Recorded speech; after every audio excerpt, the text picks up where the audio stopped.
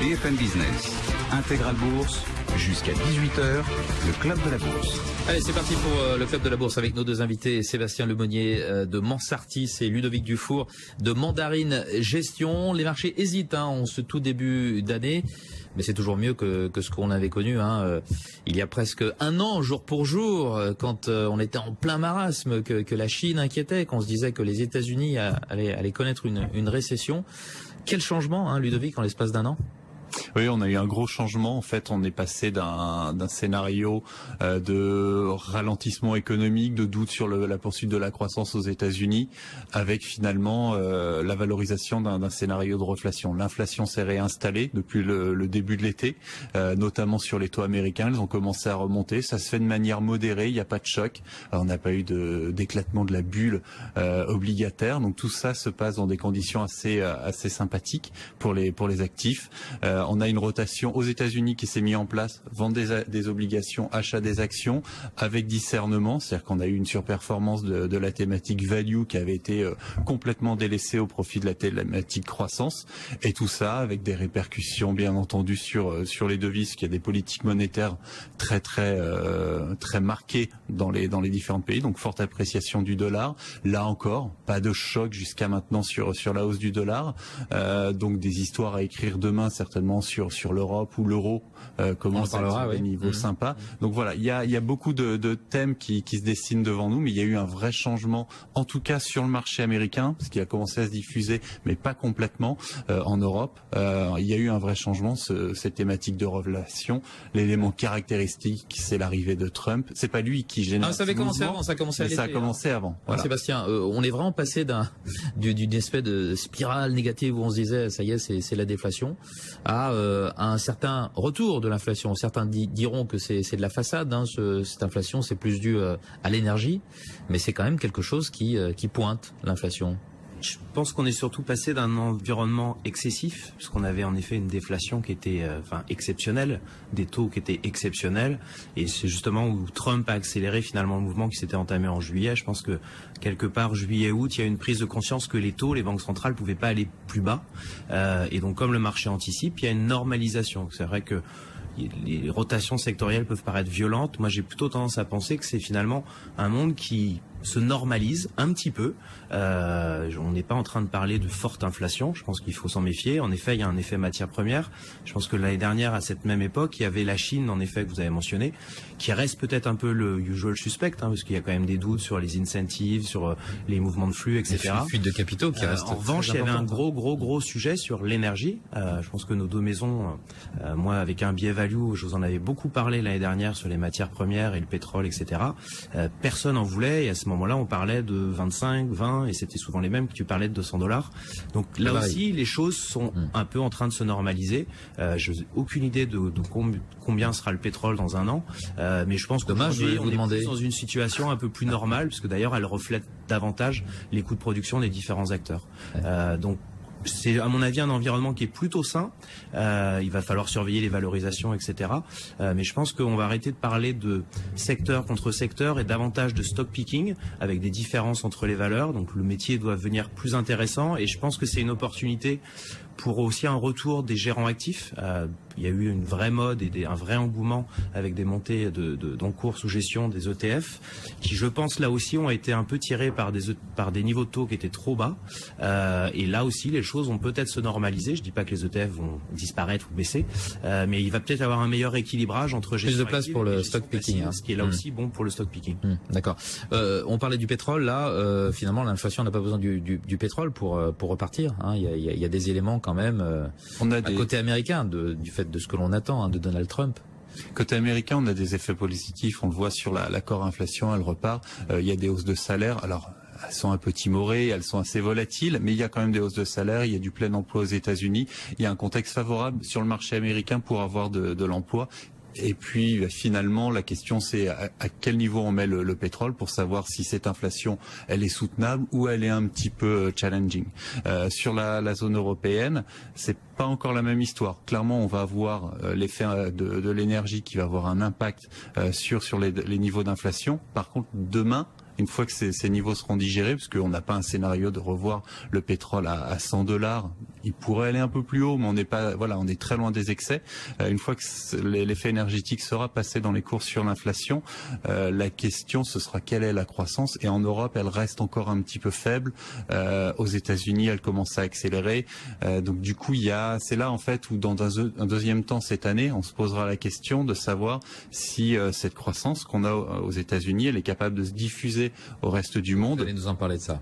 Et là, on est les inquiétudes sont là. Mais sur le côté inflation, là c'est bénéfique pour le moment, mais il n'y a pas non plus à avoir de crainte de demain se dire on a trop d'inflation.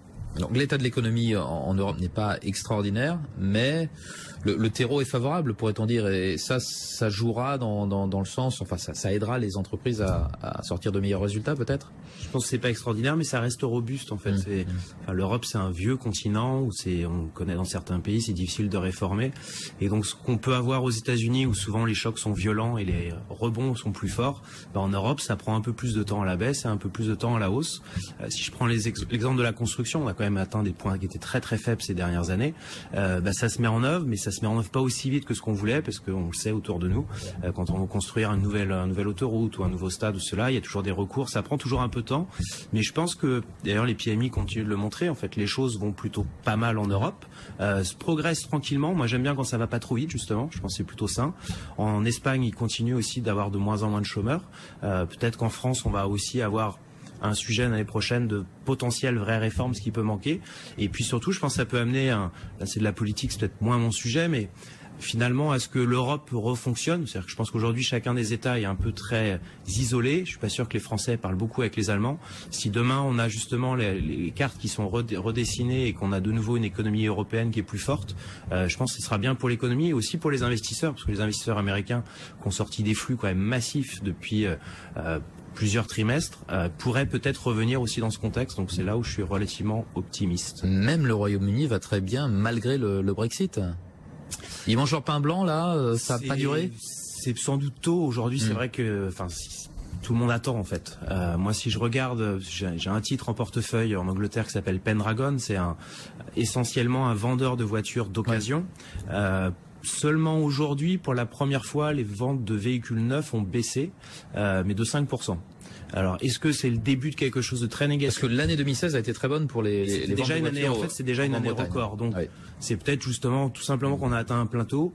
Je pense qu'on a aussi en Angleterre un environnement taux qui reste quand même assez attractif. Il y a livre sterling, des besoins de dépenses à des plus bas depuis plus de 30 ans. Voilà, donc ils ont une attractivité. Je pense qu'on a vu moins de touristes ici et beaucoup plus à Londres. Beaucoup de sociétés anglaises peuvent exporter aujourd'hui en étant très compétitives. Donc il y a sans doute du bon et du moins bon. C'est encore un peu trop tôt, mais c'est parfait pour le stock picker. Ludovic, gros point d'interrogation sur la politique de Trump. Alors bien entendu, il a un programme. Est-ce que entre son programme et ce qu'il va appliquer, il va y avoir une différence? Certainement. Tout va se jouer dans les 100 premiers jours. En fait, on le voit avec le mouvement qu'on a eu sur les taux. Il n'a pas été trop rapide sur la hausse des taux qu'on a connue. Le mouvement sur le dollar s'apprécie. Même si ça va assez vite, il n'y a pas non plus de cassure violente. On n'a pas tout de suite été testé les 1 et puis on a cassé ce niveau. Donc en fait, le temps est très important. Donc maintenant pour Trump, vu qu'il a vendu beaucoup de choses, c'est la mise en place de son programme et tout le monde attend deux éléments, le côté fiscal et le côté sur le budget. Donc ce qui va soutenir l'économie, ce qui va pouvoir mettre ça en place dès le début de l'arrivée au pouvoir, ou est-ce que ce sera dans un deuxième temps, fin 2017? Et ça aura des conséquences assez rapides. S'il n'enclenche pas tout de suite ces deux éléments qui ont déjà été achetés par le marché, on va très vite avoir un retour des inquiétudes sur le marché. En revanche, si ça fait partie des premières choses qu'il met en place, on pourra avoir la poursuite du scénario de reflation qu'on a actuellement. Et les choses pourraient continuer de bien se passer. Donc c'est pour ça que là, on pourrait avoir un petit peu d'attentisme de la part des marchés, puisque maintenant l'investiture, c'est le 20. Vous voyez ça? 2 semaines, ouais. Donc c'est bientôt. Et la question, ça aura très vite des conséquences sur les devises et les taux. Et en face de ça, on a ce qui se passe sur les actions. La grande partie de la hausse qu'on a eue avec l'arrivée de Trump au pouvoir des marchés, c'est bien des flux vendeurs sur l'obligataire, des flux acheteurs sur les actions. On revient sur des choses basiques, c'est les flux qui ont drivé ces marchés, puis ensuite les conséquences que ça a sur les devises et les conséquences que mécaniquement, ça répercute sur les pays émergents en termes de flux, les résultats des sociétés. Donc vraiment, la vitesse à laquelle il va mettre en place son programme est importante. Et donc on pense, à chaque fois qu'il y a un président qui arrive en place aux États-Unis, les 100 premiers jours sont importants par rapport à son programme. La priorité en fait qu'il va donner. Si la priorité c'est le protectionnisme, c'est pas un bon message qu'il envoie. Il paraît qu'il y a souvent une déception des marchés entre l'arrivée du nouveau président et la mise en œuvre de ses premières mesures. Celui-ci est tellement particulier qu'on peut... On a vu que le bon Trump là, Sébastien, les marchés actions n'ont vu que le bon Trump. Franchement, je sais pas trop quoi répondre. Le bon côté parce que de l'arrivée. J'ai du mal à me mettre dans la tête des hommes politiques parce qu'entre ce qu'ils disent, ce qu'ils font, c'est quand même. Mais là, c'est des opérateurs pas toujours de marché, rationnel. Là, ouais. En plus, Trump, il a été dans un sens tellement malin et on l'a tellement caricaturé et en fait, il a tellement adoré se faire caricaturer. J'en sais rien. La seule chose qu'à la limite je pourrais souligner, c'est que peut-être que pour une fois, en tout cas en relatif, vu que je suis plutôt sur les actions européennes, les incertitudes, à la fois politiques et économiques, alors ça va peut-être pas durer, mais pendant quelques mois, vont être plus aux États-Unis qu'en Europe. Ce qui là aussi me donne en tout cas une certaine confiance sur les actions européennes, où on va peut-être être un peu moins pollué par des bruits et puis l'euro qui est justement à des niveaux relativement compétitifs par rapport au dollar. Donc ça, c'est aussi une bonne chose. La grande question, Ludovic, c'est de savoir si la croissance américaine va se diffuser au reste du monde ou pas. Oui, c'est le point important. En fait, avec le programme de Trump, on évacue complètement une question qui commençait à se poser début 2016 sur est-ce que les États-Unis rentreront en 2017 ou 2018 en récession. C'est plus du tout le cas. Les prévisions de croissance ont été revues en hausse. Alors, on n'est pas sur des niveaux importants, mais revus en hausse aux États-Unis. Après, on a des niveaux de croissance qui sont assez faibles en Europe. On a des pays émergents qui patinent un petit peu entre ceux qui produisent des matières premières qui ont fortement rebondi parce qu'ils étaient au tapis. Mais derrière, l'histoire reste compliquée. Je parle de la Russie et du Brésil. Et puis, la Chine, qui est toujours dans l'atterrissage programmé, maîtrisé de ces niveaux de croissance. On voit qu'on a besoin de relais, de locomotives. C'est de nouveau les États-Unis qui ont pris cette place. La question, c'est, avec un programme très protectionniste de la part des États-Unis, est-ce que cette croissance va être domestique ? Et on le voit, si on regarde un petit peu qu'est-ce qui peut être intéressant en termes d'investissement aux États-Unis, très vite les small, mid-cap arrivent en tête, le côté domestique arrive en tête. Donc il y a une vraie question, est-ce que cette croissance va s'exporter et permettre un relais ou du dynamisme au reste du monde ou non ?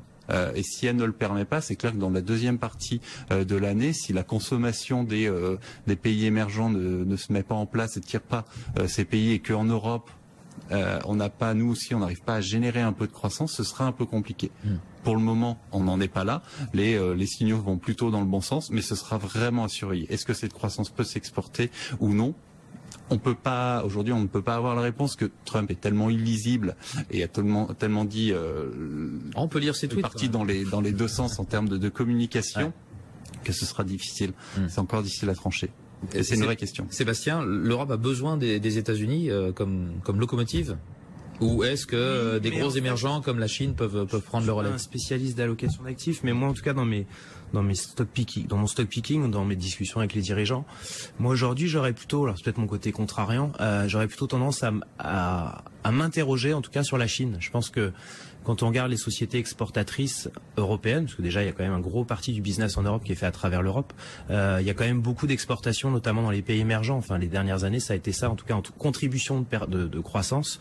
Donc moi, c'est plus à la limite la Chine sur lequel où je vais avoir quelques doutes, parce qu'on a des indicateurs d'endettement, de surcapacité qui sont pas forcément très bons. Alors il y a des décisions. C'est toujours les mêmes déséquilibres qu'on a depuis. C'est toujours la même chose en fait. Un an ou deux, ça n'a pas changé. Et pourtant, on parle plus de la Chine. Selon les modes. Ils s'amplifient.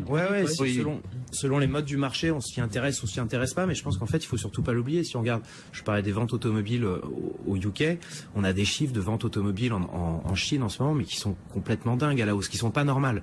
Donc il faut faire attention. Je pense que tout le monde s'inquiète, par exemple, de l'auto aux US. Ça veut dire qu'il y a une surchauffe là, mais peut-être qu'on va pas baisser forcément très fort, ça va juste ralentir, baisser un petit peu. En Chine, on a des incentives, donc des subventions qui sont telles qu'aujourd'hui, ces niveaux de croissance sont pas durables. Du jour au lendemain, s'ils sont revus, et on peut pas continuer à un moment donné à autant alimenter la machine. Donc moi, j'ai plutôt tendance à me méfier de ça quand je regarde dans mon stock picking sur les facteurs de risque, voir les surcapacités et le côté rationnel ou pas en fait. Après, il peut y avoir une opportunité, c'est que s'ils sont pris de court, ils peuvent être justement tendance tenter d'accélérer leur opération de croissance externe, et notamment en Europe sur les sociétés de forte qualité. On voyait justement les secteurs les plus exposés à la Chine. Quand on se posait tant de questions sur la Chine, c'était quoi? C'était l'automobile, le luxe. Il y a un gros poids sur le pays allemand. De toute façon, il vend quand même beaucoup de machines au-delà de l'automobile. C'est sûr que l'indice allemand a eu beaucoup plus de mal en fait sur ces périodes-là. Mais voilà, je dis pas que c'est noir. Peut-être les choses vont durer, mais en tout cas, il faut s'en méfier. Il faut pas se dire si demain ça passe dans les gros titres, tiens, juste se réveiller. Je pense qu'il faut l'avoir en tête.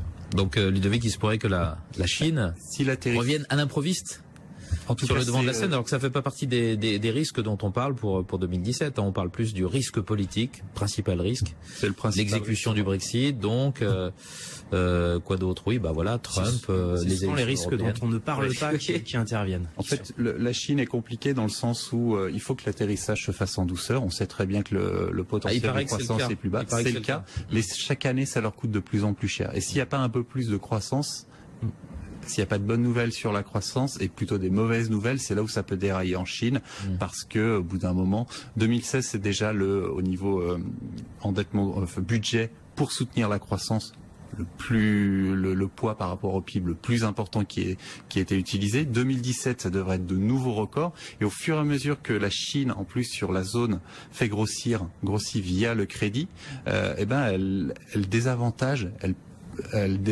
le reste de la zone.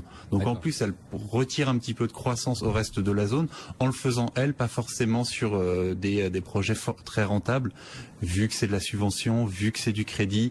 Et donc c'est à surveiller. En revanche, si ça se passe bien, c'est quand même de la croissance et c'est des débouchés. Donc c'est là où en fait on a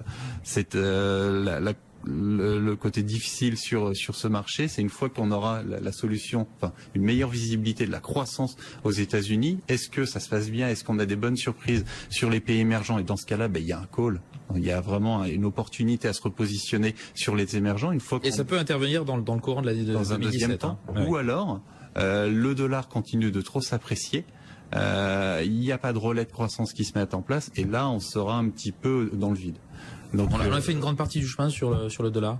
Quand on voit d'où ça vient, on avait un euro-dollar à 1,60 il y a quelques années. Oui, on ne refera pas le même chemin avant d'arriver à la fin. J'espère pas pour l'euro. Sinon, c'est qu'on a eu un gros problème. On n'est pas parti pour les années Reagan. Mais en tout cas, pour nous, on va casser le dollar s'envolait. Et on a un objectif 0,95-1. Au-dessus, surtout si ça y allait trop rapidement, là, ça deviendrait embêtant pour la zone euro. Parfait. Messieurs, je vous propose de faire une petite pause et on se retrouve tout de suite après pour le fixing à la Bourse de Paris, puisque c'est dans 1 minute 30 maintenant. À tout de suite. Bon, le fixing à la Bourse de Paris, toujours légèrement dans le négatif, le CAC 0,11%, 4893. David Bottin de GKFX France qui est toujours avec nous. C'est un scénario analogue à celui d'hier en fait. Tout à fait, Vincent. Séance neutre à l'équilibre. On clôture en dessous des 4900 points sur le CAC. C'est pas faute d'avoir tenté de franchir le niveau. Même chose pour le DAX sur le contrat futur le plus haut. Aujourd'hui, c'est 11 599. Donc on a encore une fois testé les 11 600, mais c'est un échec. Par contre, en parallèle, on avait de belles opportunités à prendre aujourd'hui sur le correctif baissier du dollar américain en vue de mauvaises statistiques au cours de cet après-midi avec 14h15 un mauvais rapport ADP suivi d'une publication ISM à 16h relativement décevante sur le secteur de l'emploi. Et donc le dollar qui a bien chuté, l'or qui s'est bien apprécié, l'euro-dollar qui a bien rebondi également. Ouais, on a repassé le cap des 1,06 sur l'euro-dollar et on est actuellement à 1,0589. Sabrina Quagliozzi à New York, chez vous. Alors là, tous les indices sont dans le rouge, faiblement, Sabrina, mais la baisse s'accentue quand même, surtout pour le Dow Jones. Oui, ça s'est inversé sur l'indice Nasdaq. Il avait réussi pourtant à bien grimper tout au long de la matinée. Puis là, ça se retourne donc avec un indice qui est désormais inchangé, 5474 points. La baisse s'accélère effectivement pour le Dow Jones. On recule désormais de 0,4%, 19 863 points pour l'indice Dow Jones. Quant au S&P 500, c'est une baisse de 0,2% pour l'indice. Et on se marquait donc par pas mal de statistiques. On attend bien sûr demain la publication des chiffres officielle du département du travail pour voir comment le marché de l'emploi a terminé l'année avec quelques petites indications en provenance de l'enquête ADP. 153 000 créations de postes dans le secteur privé. C'est inférieur aux attentes de la communauté financière. Dans une séance marquée par une forte baisse des valeurs de la distribution suite aux annonces de Macy's, mais également de Kohl's, qui ont fait part de ventes décevantes pour la fin de l'année, ce qui a poussé les deux groupes à annoncer pour Kohl's une révision à la baisse de ses prévisions annuelles, pour Macy's des licenciements, 10 000 emplois concernés, des fermetures de magasins et donc des titres qui perdent plus de 15% actuellement. Séance marquée aussi par quelques résultats d'entreprise. Constellation Brands a publié ses chiffres du trimestre écoulé. Réaction négative sur les marchés. Monsanto, de son côté, renoue avec les bénéfices. Les marchés semblent apprécier. Le titre prend 0,6% dans ce marché baissier. Donc le Dow Jones, moins 0,4%, Vincent. Et à Paris, et on vous retrouve dans moins d'une demi-heure, Sabrina, à Paris, alors que l'on se rapproche de la clôture officielle, toujours cette légère baisse du CAC 40 sous les 4900 points.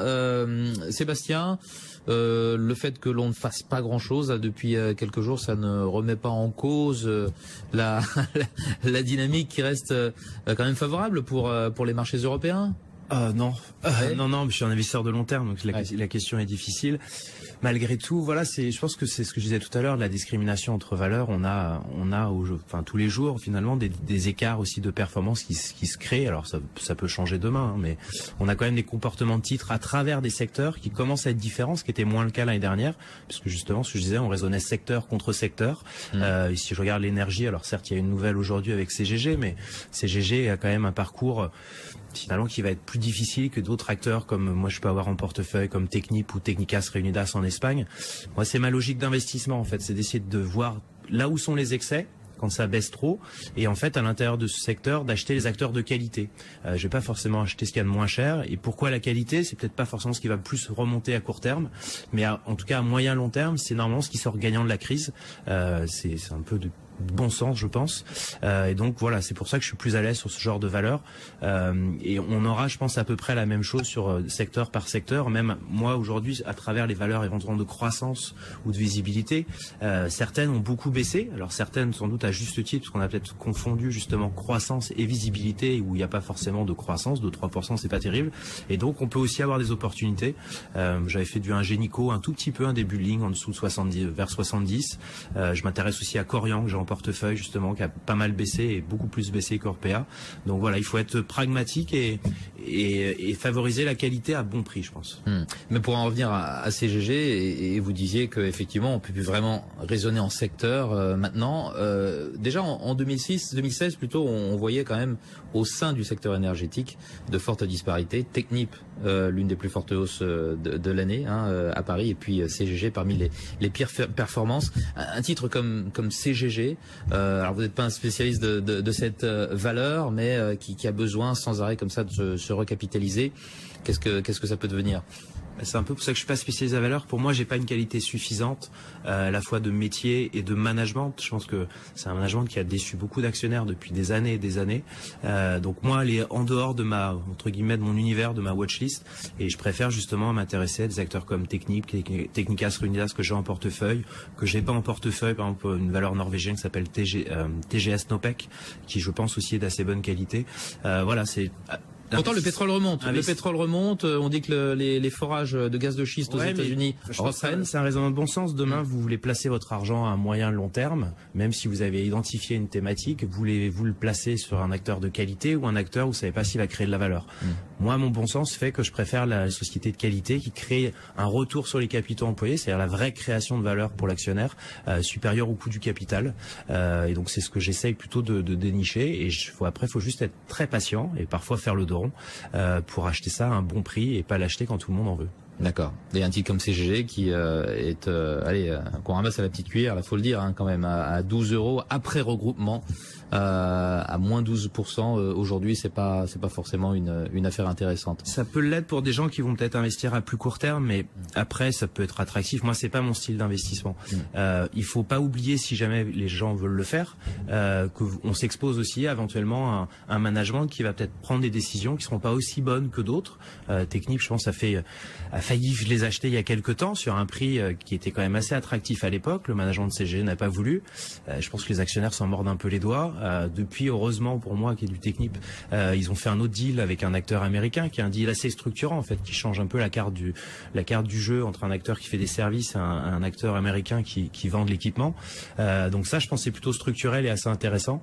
Donc voilà, c'est juste du bon sens pour essayer de créer de la valeur et de profiter de la création de valeur à partir de bonnes décisions et d'employés aussi qui travaillent bien. Alors, pendant que nous parlions de CGG et de Technip, on a eu la clôture définitive à la Bourse de Paris. Et bonne nouvelle, on termine au-delà des 4900 points, ce fameux cap que l'on n'arrivait pas à franchir ces derniers jours. Ça joue à très peu, plus 0,03% pour le CAC 40 à 4900,64. Les plus fortes hausses, ArcelorMittal plus 3,41%. Le grand gagnant de 2016 qui continue sur sa lancée. On avait des bons chiffres du PMI chinois ce matin dans les services. On en parlait de la Chine justement. Ça bénéficie aux ressources de base. Aujourd'hui, Airbus, deuxième plus forte hausse, plus 1,89%. Là, c'est Morgan Stanley qui relève son opinion sur le titre. Accor, plus 1,54%. Et puis du côté des baisses, Société Générale perd 2,35%. UBS dégrade la valeur alors qu'elle relève Crédit Agricole. Elle est très partagée, UBS est très partagée sur le secteur bancaire français. Veolia Environnement, moins 1,89%. Safran, moins 1,09%. Ça aussi, c'est un changement de recommandation. Safran, c'est Crédit Suisse qui dégrade l'action.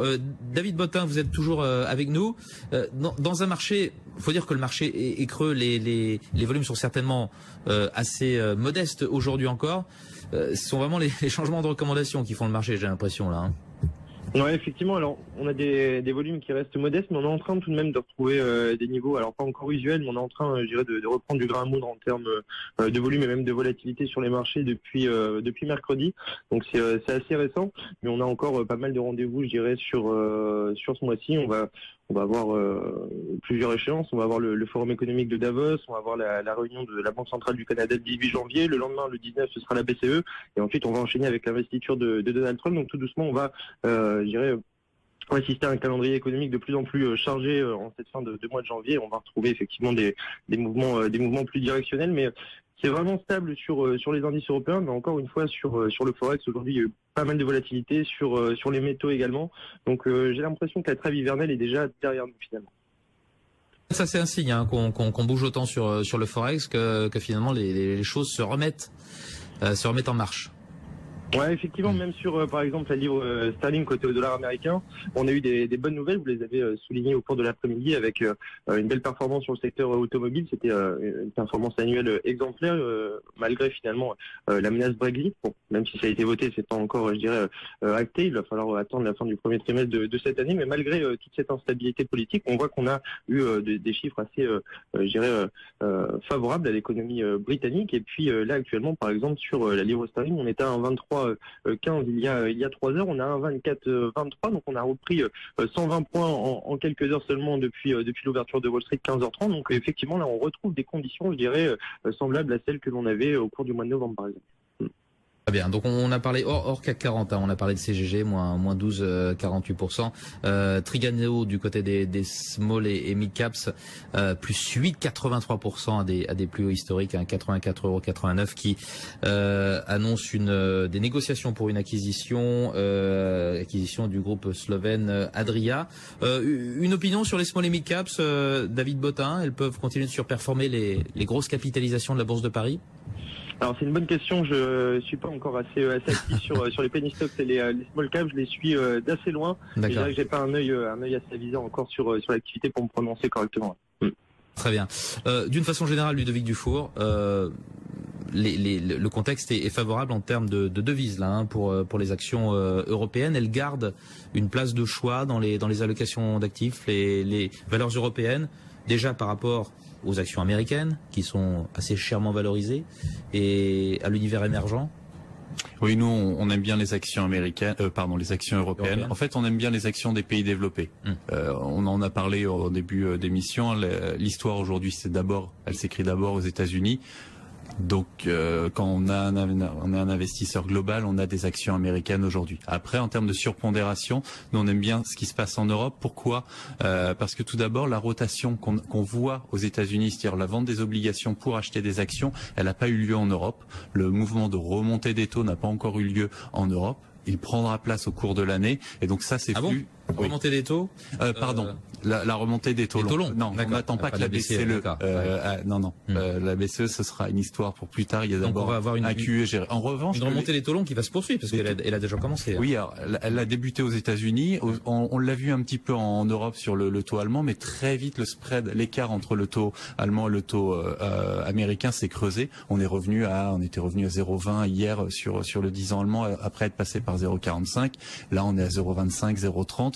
Donc on a une hausse modérée. Pour le moment, le mouvement de hausse des taux longs, c'est pas vraiment inscrit sur le marché européen. Pour nous, c'est plutôt une histoire qui viendra par la suite au cours de cette année. Et à ce moment-là, on devrait avoir un mouvement de sortie, de rotation de l'obligataire vers les actions. Donc ça, ce sera bénéfique. Ensuite, on a un mouvement qui est déjà en place et qui pour nous va se poursuivre. La surperformance de la thématique croissance a laissé un peu de place à la surperformance, au rattrapage du value. Ce mouvement, il est en place pour nous, il va se poursuivre. Et du coup, on aime bien les bancaires. Alors, ça a été un peu vide, donc on commence à diversifier cette position avec de l'assurance. L'énergie, il y a toujours de la place pour que ça continue. Donc les gagnants de 2016 sont encore d'actualité pour 2017. En fait, l'histoire s'est pas terminée le 31 décembre. Ce qu'on a commencé à écrire, finalement, ça a débuté en 2016, pour nous se poursuit en ce début d'année et on continue là-dessus. Donc du coup, ça c'est bénéfique. Et puis il y a un autre élément qui pour nous n'est pas encore dans la valorisation des actions européennes, c'est que dernièrement la nouvelle le mouvement d'appréciation du dollar, où on est passé de 1,15 à 1,05, celui-là n'est pas encore dans les cours et pour nous il doit se poursuivre. On aura beaucoup de volatilité demain, on va en avoir. Il y a un rapport il y a l'emploi, le taux de chômage qui va sortir aux États-Unis, un peu supérieur, un peu en dessous des attentes. Ça va faire beaucoup de bruit parce que la Fed est toujours très indécise sur sa politique et très timorée. J'y vais pas. Enfin, c'est ce que vous lisez dans les minutes qui ont été publiées hier soir. Les minutes sont assez justement caractéristiques. Ça dit rien de ce qu'elle va faire. Ça dit rien de ce qu'elle va faire. Et puis quand on prend quand même ses attentes, elle met une croissance à 2, une inflation à 2,1. Enfin, elle est déjà complètement en retard sur le marché, alors qu'elle est venue monter ses taux, alors qu'elle savait déjà que les taux de croissance et l'inflation étaient sur des niveaux plus importants. Donc, est-ce qu'elle s'est donné une possibilité de faire marche arrière ou pas? En tout cas, c'est la conduite de la politique de la Fed qui est très très incertaine. Pour nous, ce mouvement de hausse du dollar doit se poursuivre. C'est pour ça que sur la dévalorisation de l'euro par rapport au dollar et l'effet bénéfique que ça a pour les sociétés exportatrices en Europe, européenne, en zone euro, il y a encore du potentiel à cet égard. Maintenant, on aura toujours de la volatilité sur les devises. Toute la volatilité qu'on n'a pas sur les actions, on la retrouve sur les devises et les taux actuellement. Très bien. Messieurs, merci pour rester avec nous en plateau. On remercie David Bottin qui a été en ligne avec nous toute cet après-midi. Merci David, analyste marché chez GKFX France. On fait une petite pause et on se retrouve pour le dernier quart d'heure de ce Club de la Bourse dans Intégral Bourse. À tout de suite. BFM Business, Intégral Bourse, jusqu'à 18h, le Club de la Bourse. Et jusqu'à 18h, nous sommes toujours avec nos deux invités du Club de la Bourse, Ludovic Dufour de Mandarine Gestion et Sébastien Lemonnier de Mansartis. Sébastien, vous allez nous dire un petit peu ce que vous faites en ce moment en termes de stratégie d'investissement. Vous me disiez en préparant cette émission que finalement vous n'avez pas changé grand-chose dans votre portefeuille par rapport à juillet dernier, donc toujours des convictions fortes. Ce que vous ne changez pas, les minières par exemple, vous me disiez? Oui, ça j'en ai toujours. J'ai réduit un petit peu des pondérations. Je pense que je vais peut-être plus être à l'aise, parce qu'à un moment donné on mettait tout dans le même panier, même si c'est différent sur des valeurs pétrolières, notamment chez les majors. Parce que je pense que elles ont quand même fait un certain travail sur les coûts qui, à mon avis, va continuer. Ils ont une diversification qui est peut-être aussi plus grande que ce que perçoit le marché. Et puis c'est des valeurs de rendement sur lesquelles on a eu des doutes. Mais aujourd'hui, si les choses se normalisent, on a des rendements qui sont de 5, 6, 7% quand on a du Total ou du Shell comme j'ai emporté portefeuille. Donc ça, j'en ai toujours. Il y a des valeurs qui aujourd'hui ont quand même beaucoup baissé, qui étaient à un moment donné à la mode et qui le sont plus du tout, que je commence à regarder. Ma dernière ligne que j'ai rentrée en portefeuille, c'est Veolia, que je commence doucement à acheter. Je sais pas, j'ai jamais le meilleur achat, mais j'en avais fait il y a à peu près 2 ans. Ça s'était plutôt bien passé. Je les avais vendus peut-être un peu trop tôt, mais je trouvais que tout le monde était tellement devenu amoureux et surtout anticipait trop de croissance. Aujourd'hui, on met totalement de côté la croissance et on est d'ailleurs revenu pas si loin de mes prix d'achat. Donc vous êtes revenu vers quel niveau là? On est à 15,80. Je suis en train d'en acheter. Voilà, c'est totalement transparent. C'est une la deuxième plus forte baisse du CAC. Donc voilà. Et puis après, dans ce que j'ai en portefeuille où je suis assez à l'aise pour cette année, je vais parler de 2 bonbons, je pense. Un qui est très ennuyeux et un qui pourrait être très sexy. Le premier, c'est la CTT Correos. C'est historiquement. Ça, c'est l'ennuyeux, ça. Ça, c'est l'ennuyeux parce que c'est la Poste au Portugal. Ah, la Poste. Donc en effet, vous allez me dire, c'est pas très sexy. Sauf que c'est un acteur qui a des flux de trésorerie qui sont relativement garantis avec l'État par une formule de compensation de prix, de baisse des volumes. Ça fait 3 ans qu'ils font quand même à chaque fois mieux que moins 3, moins 5% en volume. Et finalement, c'est la tendance qu'on a à peu près partout dans l'Europe. Donc tant que ça se dégrade pas, finalement, ils ont un effet prix qui permet d'avoir un free cash flow tout à fait solide. Et puis là où j'aime bien, c'est qu'il y a un actif avec un bilan vieux de plein d'immobiliers qui sont assez décotés, sous-valorisés par le marché. Il y a pas très longtemps, il y a quelques semaines avant Noël, ils ont vendu un palais qui était totalement non cœur de métier, qui était il y a quelques décennies le siège social de la société. Ils ont enregistré un peu plus de 20 millions de création de valeur en le vendant. C'est une capitalisation boursière aux alentours de 800 millions. J'ai un rendement là aussi de 7,5%, qui me paraît totalement garanti. Et puis peut-être ce sera moins ennuyeux dans quelques années. Il y a une option de développement, puisqu'ils ont en tête quand même que le futur sera plus compliqué, avec la création d'une banque. Mais là aussi, c'est peut-être pour moi, c'est toujours assez difficile de faire des banques. Ils ont un modèle où justement ils essayent de pas trop avoir de risques, donc ils partagent finalement les risques avec d'autres acteurs. Typiquement, vous voulez un crédit de consommation, ils vont vous l'offrir, ils vont partager la marge avec un autre acteur qui est BNP. Donc c'est pas une banque postale. Non, ils veulent pas faire d'asset management, ils veulent gagner des parts de marché, faire du volume et mutualiser les coûts. Et puis l'autre dernière, ça va être très c'est le bonbon actuel. C'est Parrot. Alors ça a été une des pires aussi valeurs finalement, je crois, en 2016. Ouais. Et je vais pas vous parler de est-ce que les drones ça fait rêver ou pas. Peut-être que demain, ça fait plus trop rêver. Mieux, on en parlera. Tout le monde est équipé là. Le call en tout cas est simple. Ouais.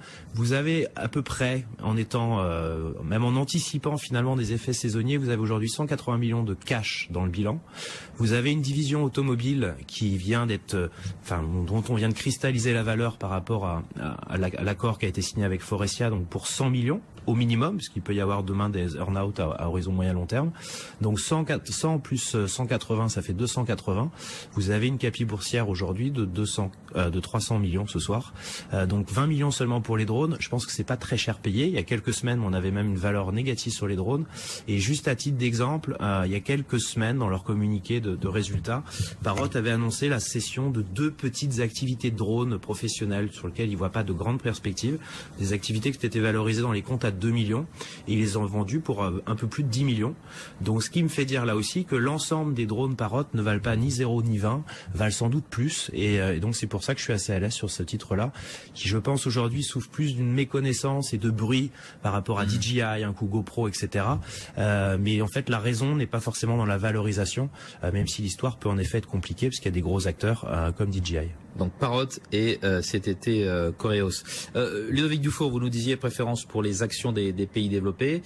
Il y a les États-Unis, il y a l'Europe, mais il faut voir au-delà aussi, au Japon, jusqu'au Japon. Le Japon, quoi. Le Japon, parce qu'on a 2 éléments. On a tout d'abord la Banque centrale qui a installé son cul et qui s'est donné lors de sa dernière intervention main libre sur les points d'intervention de la courbe. Elle fait ce qu'elle veut et elle a ouvert carnet à l'État pour qu'il puisse mettre en place une relance budgétaire. Donc en tout cas, même si à long terme, je ne sais pas si cette politique sera la bonne. Ça sera difficile d'en sortir, c'est sûr. Exactement.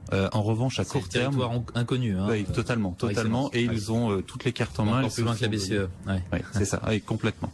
Quand ça fait pression sur le yen, c'est bon pour les exportateurs. Ça fait voilà, exactement. Et puis, naturellement, le dollar monte, donc forcément le yen se déprécie. Il y a ces différents éléments. Donc il y a tous les éléments qui viennent de la devise qui sont bénéfiques, et puis un petit peu de croissance en plus qui viendra si cette politique budgétaire est mise en place. Donc ça, c'est une position tactique, mais c'est là où en termes de performance, on a les objectifs les plus importants. Si on parle d'un marché, c'est sur les actions. Il n'est pas très cher ce marché japonais quand on le compare à ses occidentales. Si on le compare par rapport à l'évolution de sa devise, les actions ont pris du retard. C'est-à-dire qu'avec la dépréciation qu'on a connue sur le yen, il y a du retard de la part des actions. Donc oui, non, c'est intéressant. Après, il y a de la volatilité sur ce marché, donc il se travaille tactiquement. C'est pas une position de fond de portefeuille. On n'est pas loin des 20 000 hein, sur le... On est à 19 500, 20 000, voilà, ça, d'accord. Mais par rapport à des plus hauts de 39 000, je crois, pas en 89, c'est pas nos objectifs, nous étions bien jeunes. Les taux... L'univers de taux? L'univers de taux, si on a la possibilité de se mettre en sensibilité négative, nous on est haussier sur les taux américains et dans un deuxième temps, les taux, je parle bien des taux longs, hein, oui. Des taux longs allemands. Donc la sensibilité négative sur ces deux marchés pour nous est intéressante. Elle est plus difficile à mettre en place sur le marché américain parce que du coup, maintenant les taux sont à 2,5 sur le 10 ans, donc c'est du portage contre nous. Mais pour nous, il y a de l'intérêt.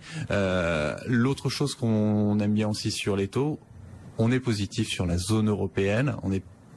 Il y a un contexte avec les élections politiques qui est compliqué, mais pour nous, on passera ce contexte dont les taux périphériques, pour nous, sont intéressants. Maintenant, comme on pense que les taux corps vont monter, c'est plutôt en spread. Donc c'est l'écart de taux entre la dette italienne, la dette espagnole et la dette allemande qui nous intéresse. Et pour nous, la poursuite de ce resserrement est devant nous. Il y a sur les taux, on aime bien la dette émergente en dollars. On n'aime pas les pays émergents. En revanche, la dette émergente offre tant que le dollar monte. Tant que le dollar, oui, même tant que le dollar monte, c'est les actions pour nous qui sont embêtantes. Tant que le dollar monte doucement, oui. Les niveaux de rendement sur la dette émergente sont intéressants. Très bien. Avant de clore cette émission, messieurs, je vous propose de nous rendre une nouvelle fois au Nasdaq Market Site à New York, où Sabrina nous attend pour nous dire ce qui se passe là-bas. On persiste à la baisse, Sabrina. Hein. Et oui, désormais, tous les indices sont dans le rouge. Le Nasdaq était en légère progression ce matin, recule désormais de 0,1%. On est à 5469 points. L'indice Dow Jones, de son côté, accélère ses pertes. On est sur les plus bas niveaux de la séance, moins 0,5% désormais, 19 833 points. Quant au S&P 500, c'est un recul de 0,4%. Séance marquée par la publication de nombreuses statistiques en attendant demain, bien sûr, les chiffres officiels de l'emploi. Le département du travail va dévoiler ces chiffres. On a déjà eu aujourd'hui l'enquête ADP dans le secteur privé avec 153 000 créations de postes moins que prévu, et les chiffres comme chaque jeudi, les inscriptions hebdomadaires au chômage, une baisse de 28 000 là. On est sur un plus bas de 43 ans de ce côté-là. L'ISM des services légèrement au-dessus des attentes de la communauté financière, mais quelques déceptions si on regarde l'indice dans le détail, avec le secteur de la distribution qui est tout particulièrement affecté aujourd'hui dans le sillage des annonces de Macy's et de Kohl's qui ont parlé de ventes décevantes de fin d'année, ce qui a conduit Macy's à annoncer des licenciements jusqu'à 10 000 et des fermetures de magasins, 68 pour commencer. On notera Kohl's de son côté qui a baissé ses prévisions de résultats pour l'ensemble de son exercice. Et puis quelques résultats, on a eu Constellation Brands, le titre est sévèrement sanctionné après les annonces. En revanche, Monsanto qui renoue avec les bénéfices affiche une progression dans ce marché baissier. Vincent, donc le Dow Jones sur les plus bas niveaux à la mi-séance, moins 0,5%, 19 833 points. Merci Sabrina, que l'on retrouve tout au long de cette soirée. Sabrina Quagliasi en direct de New York pour BFM Business. C'est la fin de cette émission, merci de l'avoir suivi. Je remercie nos invités, bien entendu, ce Club de la Bourse, Ludovic Dufour de Mandarine Gestion et Sébastien Lemonnier de Mansartis. Je vous rappelle, le CAC 40 termine étal aujourd'hui encore, mais en très légère progression, plus 0,03%, et surtout, voilà, on accroche le cap des 4900 points, 4009,6. C'est un cap psychologique que l'on rallie ce soir. Cette émission est terminée. On se retrouve demain dès 15h. Dans quelques minutes, vous retrouvez Guillaume Paul pour 18h. L'heure H. Excellente soirée à toutes et à tous en notre compagnie. BFM Business, Intégral Bourse, 15h, 18h, la bourse en temps réel.